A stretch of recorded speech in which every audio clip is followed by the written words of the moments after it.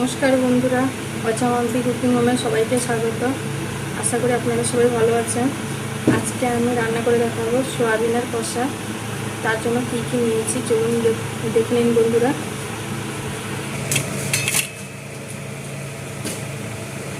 নিয়েছি চাল মগজ আর কাজু বাদাম বাটা, নিয়েছি আদা বাটা, ঘি, গরম মশলা গুঁড়ো, ফোড়নের জন্য নিয়েছি চিনি আর দুটো এলাচ, দারচিনি, আর নিয়েছি লঙ্কার গুঁড়ো, হলুদ গুঁড়ো, লবণ, টমেটো কুচি, আর এখানে বাদাম আর চালমগজে বসেছিলাম সেই জলটা, আর নিয়েছি আমুলের গুঁড়ো দুধ, আর নিয়েছি আলু আর সয়াবিন, আর নিয়েছি সরিষার তেল। এবার আমি গ্যাসটা জ্বালাবো। এই সোয়াবিন কষা রেসিপিটা আপনারা নিরামিষ দিনেও খেতে পারেন। এতে পেঁয়াজ রসুন কিছু পড়বে না। কোনো পুজোর দিনে বা নিরামিষ রান্নাতে এটা করে খেতে পারেন।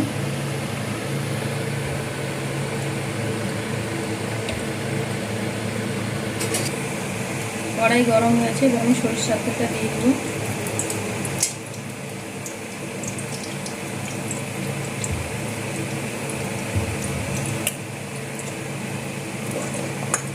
তেলটা গরম হোক, তারপরে আমি আলুগুলো দিব। আমি আলুগুলো কেটে ধুয়ে রেখেছি।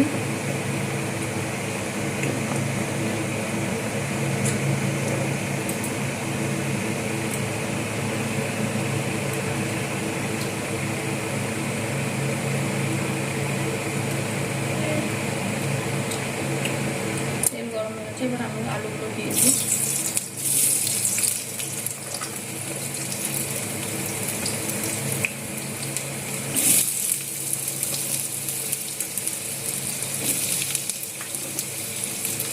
আলু দিয়েছি, আপনারা আলু না চাইলেও দিতে নাও পারেন।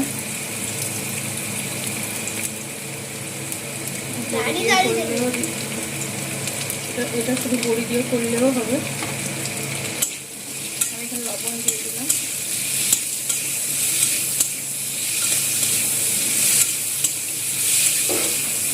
ভাজার জন্য অল্প পরিমাণ লবণ দিয়েছি, একটু হলুদ গুঁড়ো দিয়ে দিব।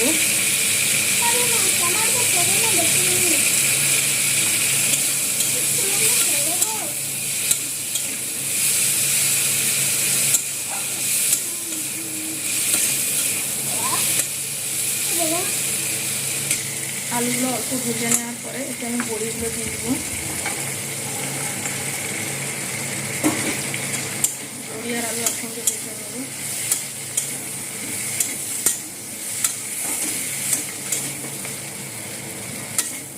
আপনারা চাইলে বড়িটা গরম জলে ভিজিয়ে তারপর ভেজে নিতে পারেন।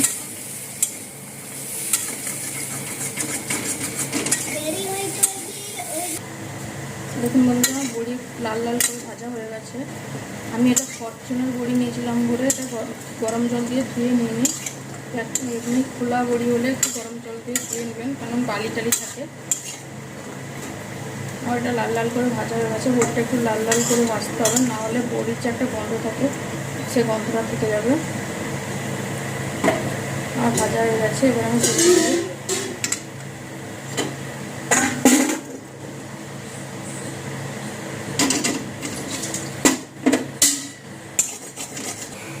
এবার আমি কড়াইতে সরিষার তেল দিয়ে দেব।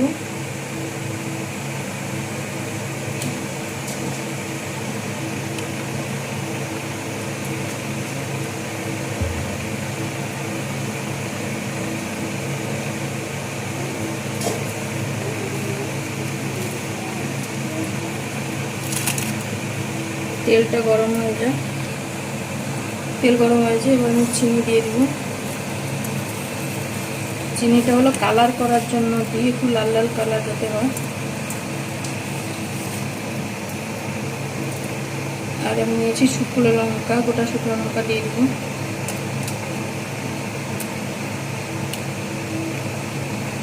নিয়েছি দারচিনি আর এলাচ দিয়ে দেব। আর নিয়েছি অল্প পরিমাণে একটু জিরে, গোটা জিরে দিয়ে দিব।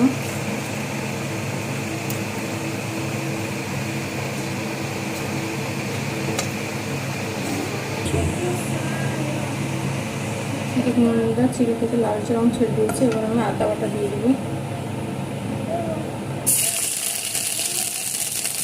একটু জল দিয়ে দেবো।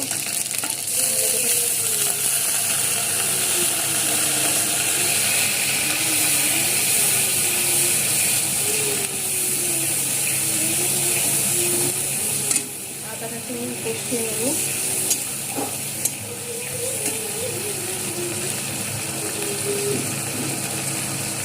এবার কাজু বাদাম আর মগজ বাটা দিয়ে দেবো।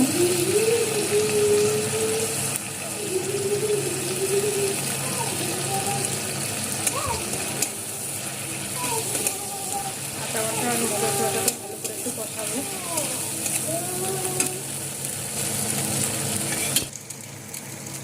এটা ভালো করে কষাবো। এদিকে আমি মশলার জল করে নেব। আমি জল নিয়েছিলাম, তাতে হলুদ গুঁড়ো দিয়ে দিব। ভাজার সময় হলুদ দিয়েছিলাম, এই জন্য অল্প পরিমাণ হলুদ দিব। পরিমাণ মতো লঙ্কা গুঁড়ো দিয়ে দেবো। আপনারা যেরকম লঙ্কা খান সেরকম লঙ্কা দেবেন। গরম মশলা গুঁড়ো দিয়ে দিব।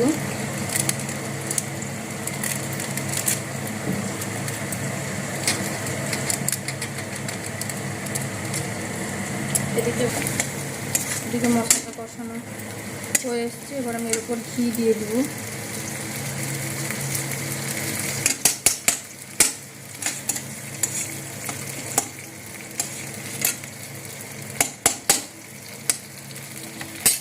টমেটো কিছুটা দিয়ে দিব।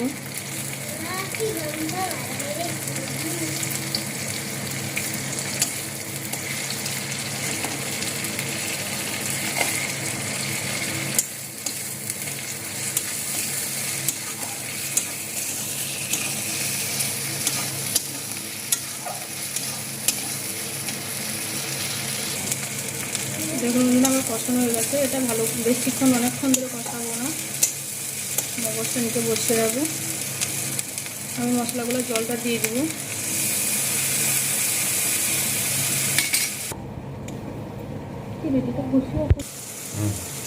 মশলা কষানো হয়ে গেছে। এবার আমি ভেজে রাখা বড়ি আর আলুগুলোতে দিয়ে দিব।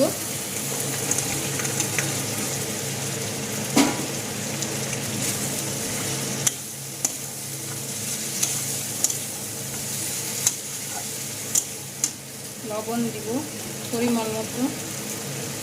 আমি ভাজার সময় লবণ দিয়েছি।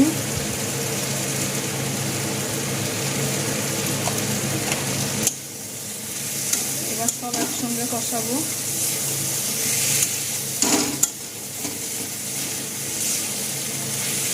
বড়িটা একটু ভালো করে কষাতে হয়।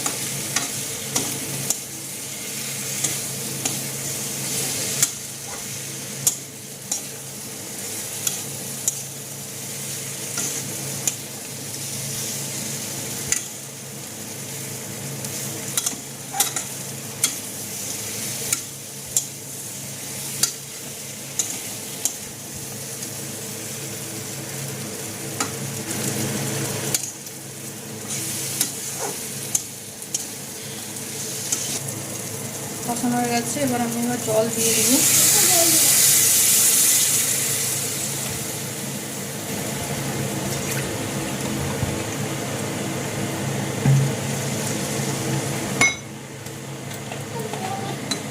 জল দিয়েছি, সব একসঙ্গে নেড়ে নেব।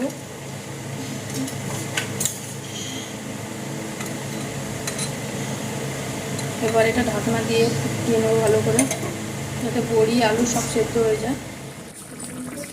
দেখুন বন্ধুরা, বড়িগুলো কত বড় বড় হয়েছে, আলুও সেদ্ধ হয়ে গেছে। এবার আমি গুঁড়ো দুধ যে নিয়েছিলাম তাতে উষ্ণ গরম জল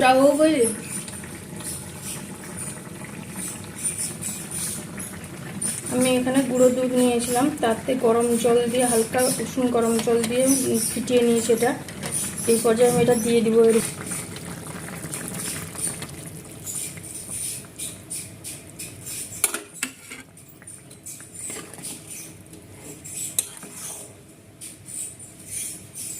আরেকটু এটা ফুটিয়ে নেব আর জুসটা আরেকটু মেরে নেব।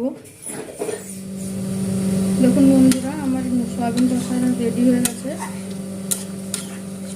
এটা হয়ে গেছে, এবার আমি ঢেলে নেবো এটা।